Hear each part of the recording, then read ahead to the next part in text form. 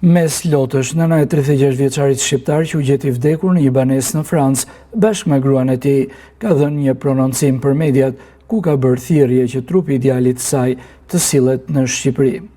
Andoni Janaqi, 36 vjeç, dhe Anjeza Zeneli, 30 vjeçe, janë çifte shqiptar me origjinë nga Korça, të cilët u gjetën pa shenja jete brenda banesës së tyre. Alarmi është dhënë rreth orës 16:30 pasi një banor i lagjes Europë telefonoi policin duke deklaruar se kishte dëgjuar dy të shtëna arme në adresën 101 Rue General Paulet.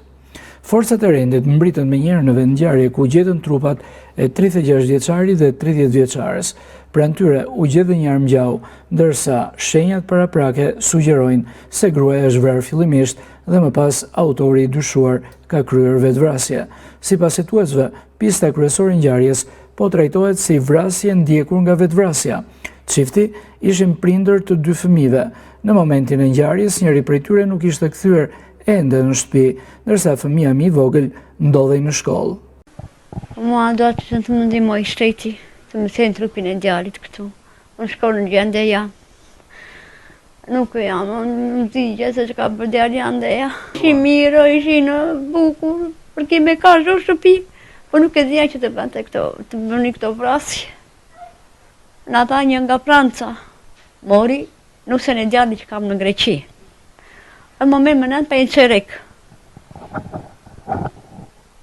E më thotë, Flora më lisë mendin, sa se i të bikë shu ka bërë, sa. Vrat vetën e ti dhe nusën, sa.